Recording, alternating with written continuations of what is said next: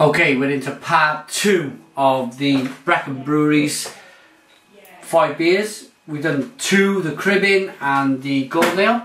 This, starting off with, is the Red Dragon. It's a red, described as a red ale with a Welsh twist. So what we got here then, Chris? So they're saying they're mixing the styles in the northeast and Ireland, but in a red ale, loads of crystal malts. 4.7% ABV. Let's dig out the thing. Let's get it cracked. Or 104 degrees on the fun scale that they seem to like to use. It does say not to pour too quickly, not to disturb the sediment, so I'm going to leave a little bit of this in the bottom of the glass. Okay. Not that much. Yeah. Again, I'm picking up, I don't want to be too negative here, but if you watched part 1, there wasn't much of a head on the first beer. There was a massive head on the second. Now, judging by the second pour, I've got no head at all on my beer. Chris got no head at all on his. And I've got hordes of sediment. What's yours like? Mine's clear, but I did tip it backwards. That's my fault. No. What I was going to say was that you had the clear glass first on the second beer, and I had the bit of sediment in the second. But that is. Yeah, look at the difference if you hold them together. Yeah. You're kind of expecting a bit of a head on the beer. I don't want to sound too critical. I reckon we should put that behind us and try and give it a nose. Oh, jeez. It's farmyard again. It's like cabbage. It's I was thinking pig shit. Yeah. Maybe my nose is tainted from the previous. It does. It smells like shit. I'm not. This is really unfortunate. Maybe we've got a bad batch. Nobody could keep bottling beer that stinks of shit this much. Could they? I'm not sure. I think what we should do is we're giving it a bit of a shitty nose. Let's give it a taste. We got another 2 to do after this. Oh,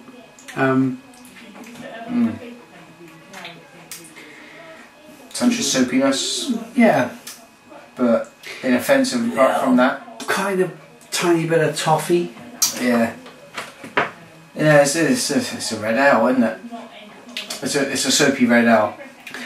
You don't get the dunginess in the flavour. I just had a big mouthful. Perhaps you should take a real big mouthful of it. Yeah, like cabbage, like a cabbage juice. Kind of. I think we gotta be honest, because if I was to stand here and say, Chris, let the good people go out and buy this. I'm not a Welshman, so yeah, that's one of my motivations for saying this is great, take it away. No, don't. It's dry, it's leaving on my mouth, dry on the inside. Stringent, yeah, it's sour. Should we move on? Yeah. That was the Red Dragon by the Breconshire Brewery. Let's move on to let's give the Ramblers Ruin a try. This is 5%, 1050 gravity. You're kind of getting that a lesson off gravity, if nothing else. Excuse me.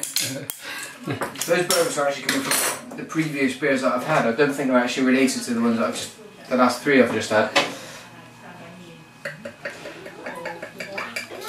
Yeah, that again. Again. Oh, little bit of a head. Fair play. Breaking news. Look at that. Oh. Okay, Ramblers Ruin. Let's hope for better news from Ramblers Ruin. Maybe they can do a cracking dark ale. Yeah.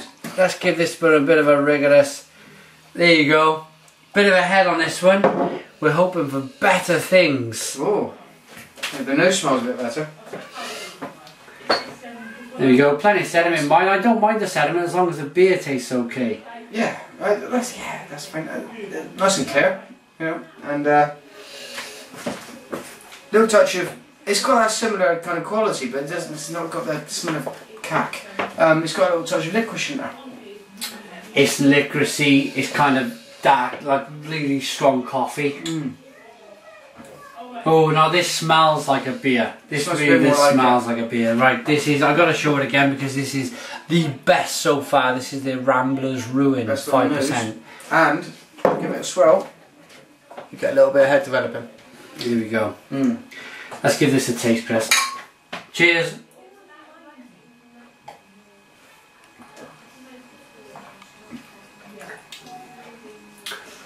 It's fine. I mean, if I was to review this beer on my own with Chris, where we had 2 bottles, we'd probably say it was nice. Passable. I think what in this context, it's a massive relief. Their range is a huge step up. This is a huge relief to be able to say, now we have something. I invited Chris round on the basis that we'd have 5 or 6 beers afterwards to drink. Unfortunately, we probably left with one so far, yeah. Which is unfortunate. We'll have to go around the offie and buy some Carlin. Same taste of it. Yeah. This is okay. It is. I mean, if you bought this in the pub, if you're in a little country pub somewhere, I'd be happy with that. You'd be happy. It's fruity. It's licoricey, it's malty, it's got a nice hoppy on it. Ticks all of the boxes, and what they've done here is they've got the description right. They've said this is what this beer is, and there you go and have it. Yeah. Whereas some of the other ones, the description just hasn't matched what was on the bottle at all. No. Because we're pushed for time, I'm going to ask you to give a final thought on this one and rate it. Fairly decent. In terms of what I've had from the rest of them, I'm going to go with a 6 because I wouldn't take it back if I was shoved it in the pub. Yeah. And it wouldn't scare an old man if they ordered it and said, I'd like that style of beer when it came to them. Whereas the previous ones, I think they'd run off screaming. I'm going to give it a 7 only because, as Chris knows, I like a big malty kind of beer. It's my style of beer. I like that. Yeah. I'm going to give it a 7. But moving on quickly, we're going to do the last beer, which is... This is the Night Beacon. There we go. Don't let us down, Brecon. This is their bottle conditioned stout. Oh, well, that sounds good. I like it, doesn't it? Yeah. Oh, the red ales aren't my favourite end of things anyway, but I do like a nice stout. Yeah, you've moved with the stouts. Oh, that looks that looks decent. Now I'm wondering whether the head brewer, is this their favourite baby? the darker kind of, what I'm picking up a pattern of here is they haven't quite got a grasp of the lighter ales. Yeah. But looking at that, there you go. That looks really good. Yeah. That's stout. That is stout. All over. There's no light coming in there whatsoever. It's dark. It looks creamy. It looks nice. We got our schnoz in? Yeah, let's get a nose. Smells perfectly fine to me. It does have that kind of slightly astringent smell again.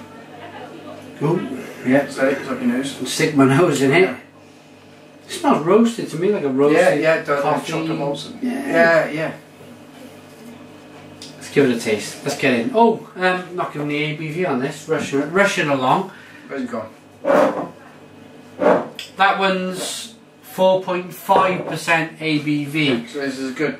Well, don't let Dings here say this, but it's a good session bit. Nice beacon. Look at it.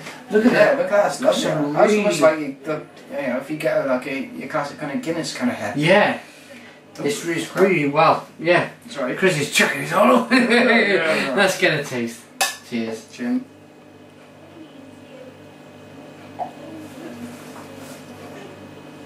Oh. This is the best of the lot. Yeah, that's nice. That's really nice. Really nice beer. That's taking the taste away from the previous things. It's nice on the mouth. It's not like a big sticky stout, is it? You can tell they've It's very smooth actually, very. Yeah. They've kind of got the control of the Breck and water here.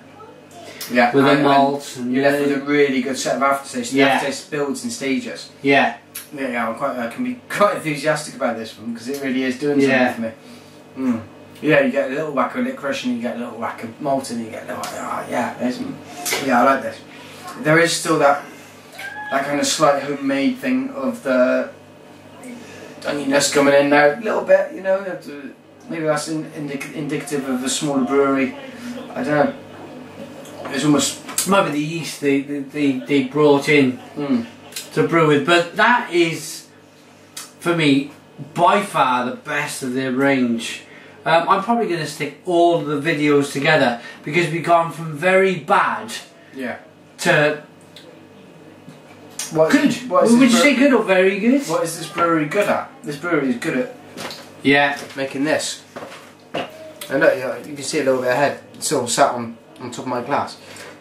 For some reason, my glass is retaining a lot more of the head, but perhaps that's well, you put the yeast into yours, didn't you?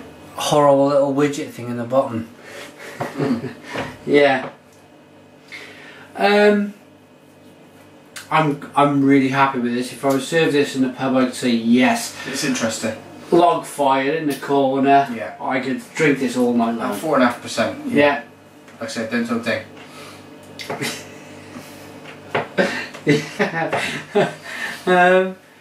We've gone from very good. Sorry, we've gone from very bad to what I think is pretty decent. Pretty decent beer. Yeah. What's your final thoughts with this stout? I'd live with this. I quite happily live with this. And like you say, it's we're in the wrong time of year, probably just at the fag end of August, beginning of September. To really go with the stouts, but we'll work our way into them in the next months. But projecting myself into that situation where I was sat by a fire and somebody poured me one of these, I'd say, I'll have another one, go on then. Exactly, yeah. And then put my feet up and dry my socks off. That's what I'd go for. And give it a number. I'd 7.5, 7.75, around that kind of end of things. I don't want to go as high as an 8, but it's pushing that.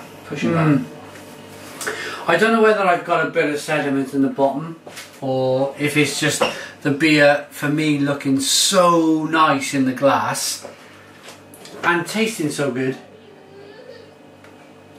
that I'm probably gonna push. I'm gonna push an 8 with this. I'm gonna push an 8. So we've gone from like 2s, 3s, right the way up to kind of the top end. Obviously, I don't think we have to mention the fact that they got to work on their light coloured beers, but their kind of dark coloured beers where we work towards were pretty much, they were alright. They were okay. This is Chris Latey, Real Ale 140, and Real Ale Guy, reviewing 5 beers in one shot. Just for you. Just for you guys. Thanks for watching.